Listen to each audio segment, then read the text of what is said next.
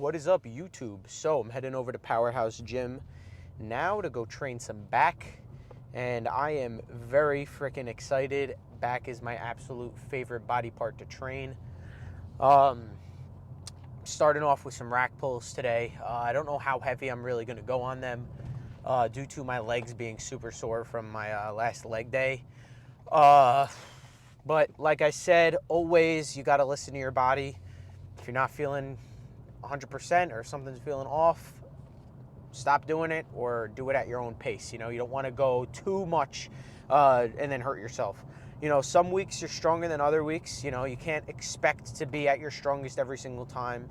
You should always try to do more than your previous workout, if you're feeling perfect. But, if you're not feeling perfect, less is more. That's where that saying really comes into comes into play, I should say. But I got a comment on one of the rack pull shorts that I posted. Or one of the TikToks I posted. I don't know. But regardless, if you don't know what rack pulls target, it's really, really, really good for your upper back and traps. I always love starting with them. It just kind of pre-exhausts my entire back, and then all the other rows that I do after just feel super duper nice. It just opens up my entire back and just kind of starts the rest of the workout to have amazing pumps for everything else. It's another great workout that you can do if you don't feel your upper back during barbell rows. So it's a really good way to just target that upper back if you don't feel it in any other movements that you do. There is definitely still some technique that you need to learn to do them, but it definitely isn't as technical as your typical barbell row. But yeah, so I'm gonna probably start with rack pulls and then do some sort of lat pull down after. Again, if you've been familiar with my back day videos, you'll know that a big goal of mine is to grow my lats from a front. Again, I really want them to really pop up and have a crazy taper from the front in a front double bicep pose. So the way I'm gonna attack that and really try to accomplish that goal is by doing a ton of close grip underhang rows and really just row them nice and low, just activate those lower lats. In my opinion, you could have a really great back from the back. Everything could be defined and you get a nice taper. But the way to show that you have a really good back is if you could see it from the front. That's how you know you have a big back. So if in my head, that's my goal. I could just straight up look at my back and be like, oh, it looks good. But if I could see my back from the front, then I know, shit, my back's big. So that's the mindset that I try to carry throughout back training and motivation for back in the future. But waiting on some pre right now. I just got my creatine HCl in here, but my friend's giving me a scoop, so that'll be pretty cool. I'm running low on my pre again, so I kind of have to go over to either Walmart or a supplement shop to pick up some more. But I'm gonna listen to music on the rest of this car ride, and I'll see you for the first work set of rack pulls. All right, what's going on, everybody? So this is my first work set and top set for rack pulls today.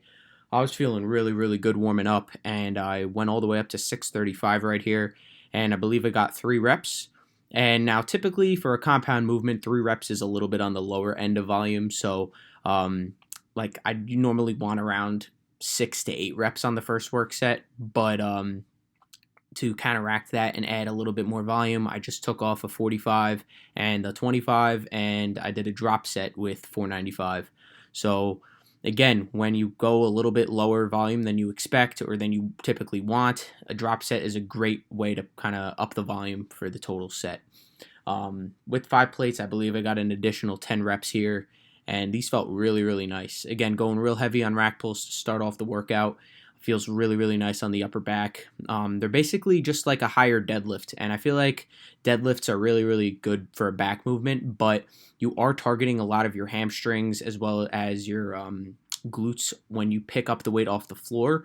But when you set the rack height up a little bit higher, you kind of eliminate most of the hamstring work, and it's really just all upper back work at the top. So it's a good way to just isolate your back more and take off the strain from your hamstrings. So that was my top set right there. I did a little bit of a drop, and now I'm going into my pump set. I got 405 loaded on the bar, and I'm really just trying to keep constant tension right here, not stopping for too long. The only reason why I stopped there is just because I felt like the rack was a little bit uneven. And I believe I got 405 for 30 reps right here. This was a really nice high volume pump set here, and this just really opened up my back and completely fried it. I'm doing this voiceover 2 or 3 days after this back day, and I am still completely fried from this workout. The intensity was through the roof today, and I love workouts like these. Like I said before, rack pulls are just a really, really good upper back movement. And I highly suggest you add them into your workout, whether you start with them or end with them. They're a really, really good movement. Dorian Yates ended with something similar to this. He just called them partial deadlifts, where he would just not use a rack to really pull the weight, but he would kind of just stop the weight going down midway through the rep and then pull it up again. Now moving over into some heavy lat pull downs. These felt super duper nice today. Getting as many reps as I can by myself, and then I'm going to have my friend spot me a few past failure. Again, partials are great, but if you can get a spot, that is also another great way to go past failure, just getting that full squeeze on the muscle. And what I told him to do when he was spotting me is to help me take the weight down, but I wanted to be able to take the weight back up. Your eccentric strength is going to be a lot stronger than your concentric strength, so you can definitely still do the eccentric part of the motion by yourself. Again, constant tension on the muscle the entire time, and I finished off with a nice squeeze on the last rep here, coming up nice and slow. Now moving over into some single arm dumbbell rows. I got the 130s in each hand right here. These felt super duper nice. Haven't done dumbbell rows in a while just due to them not feeling the best, but today they felt phenomenal. I believe I worked up to the 180s after this, and I just did it for a real heavy set of 8, and then I dropped it back down to the 85s. I unfortunately did not record any of those sets, but I did record the 130s right here, and they felt really nice. Dumbbell rows are a great back exercise to really get a nice stretch at the bottom and a good squeeze up at the top. Now moving over into the last row of the day, doing just some barbell rows. I unfortunately did not record a post-workout talk and lat pushdowns at the end of the workout, but lat pushdowns felt really nice, and I got a really nice stretch on them after all these heavy rows. But I hope you all enjoyed the video, and I will see you tomorrow for, I believe, triceps and forearms. Peace out.